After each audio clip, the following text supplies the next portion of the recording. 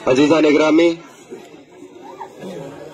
मोहतरम बुजुर्गों, दोस्तों, इस मंच के माध्यम से मैं आप सभी का यहाँ इस्तकबाल करता हूँ, स्वागत करता हूँ, अभिनंदन करता हूँ और इसी के साथ अपना सलाम अर्ज करता हूँ। अस्सलाम वालेकुम व रहमतुल्लाहि व बरकातुहू।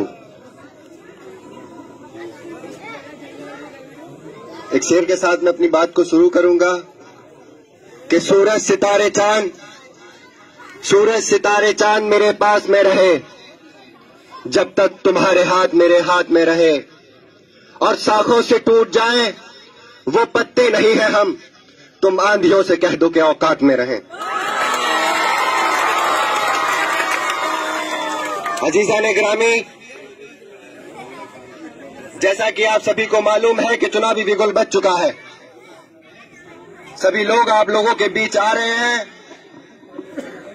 कोई हाथी लेके आ रहा है, कोई घोड़ा लेके आ रहा है, बहुत सारी चीजें, कोई साइकिल पे भी घूम रहा है, बहुत सारी चीजें आप लोगों के सामने आ रही हैं। लेकिन मेरे भाइयों, मैं आपको कुछ बताना चाहता हूं। मुल्क की आजादी के बाद से लगातार कुछ लोग हमें हाथ दिखाने का काम कर रहे हैं। मेरे भाइयों, मुल्क आजाद हुआ, मुल्क आजाद होने के बाद हमारे साथ जो हुआ वो आज आप लोगों के सामने कि आज हम कहां हैं, और जब मुल्क आजाद हुआ था उस वक्त हम कहां थे। मेरे भाइयों, लोगों ने अपनी गंदी सियासत के जरिए, लोगों ने अपनी गंदी सोच के जरिए हम लोगों को आज यहां लाके छोड़ दिया है। आज हमारी बस्तियां महफूज नहीं है, आज हमारी बहनें महफूज नहीं है, आज हमारे बुजुर्ग महफूज नहीं है, आज हमारे बच्चे महफूज नहीं है। आज जगह जगह हमारे लोगों को मारा जाता है, जगह जगह हमारे लोगों के ऊपर जुल्म होता है। ट्रेनों में सफर करते हुए हमारे भाइयों को मार दिया जाता है और ये देखकर मार दिया जाता है कि उसके चेहरे पर दाढ़ी है। मेरे भाइयों, आज हमारे बुजुर्गों को से निकालकर मार दिया जाता है, लेकिन कोई उनकी आवाज नहीं उठाता, लेकिन कोई उनकी आवाज नहीं बनता, लेकिन कोई उनके साथ नहीं आता। मेरे भाइयों, मुल्क की आजादी के बाद से लगातार हमारी बस्तियों को जलाया जा रहा है, लगातार हमारे लोग मारे जा रहे हैं, लगातार हमारी बहनों की अजमतें लूटी जा रही है, लगातार हमारे मासूमों को कदमों तले रौंदा जा रहा है। और हम क्या कर रहे हैं? मेरा सवाल है आपसे, आप बताइए। जिन लोगों का दावा था कि हम तुम्हारी हिमायत में खड़े होंगे, हम ऐवानों में तुम्हारी बात करेंगे, मजलूमों, हम तुम्हारे लिए हम सियासत में आए हैं, हम तुम्हारी बस्ती का भला करेंगे, हम तुम्हारे लोगों के आंसू पहुंचेंगे, हम तुम्हारी बहनों के आंसू साफ करेंगे। लेकिन अफसोस, किसी एक ने ऐवाने असेंबली में, न ऐवाने पार्लियामेंट में तुम्हारी आवाज नहीं उठाई। तुम्हारी बस्तियां चलती रहीं, तुम्हारे लोग मरते रहे, लेकिन आप आंखें बंद किए हुए हैं। आप लोग देखना नहीं चाहते, या देख रहे हैं तो फिर आप लोगों ने एक शौक बना रखा है कि हाँ, देखते हैं, जलते घरों को देखते हैं और मरते हुए लोगों की चीखें सुनते हैं। ये कब तक होगा मेरे भाइयों? बताओ। मेरी बहनें यहाँ पे बैठी हैं। एक गुजरात आपने सुना? क्या हुआ था गुजरात में? याद करने की जरूरत है। एक भाई हमारा एहसान जाफरी, जो कांग्रेस से सांसद था, घर से निकाल के टुकड़े टुकड़े कर दिया गया, मार दिया गया।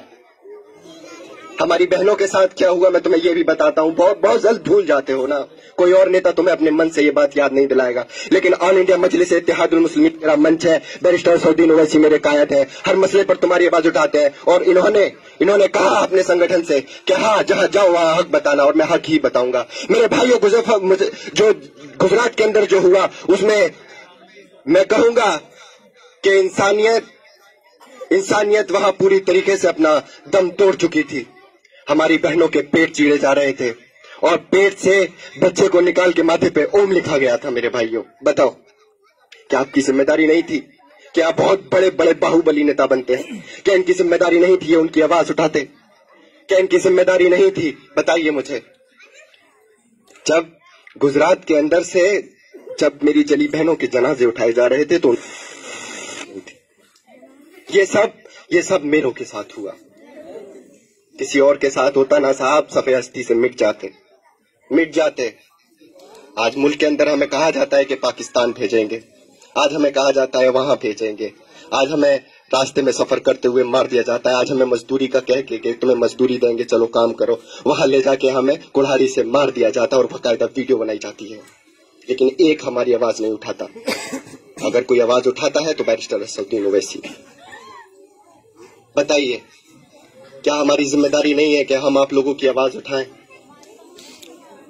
और उन लोगों की भी जिम्मेदारी थी जिन लोगों को आपने वोट देके मजबूत किया था।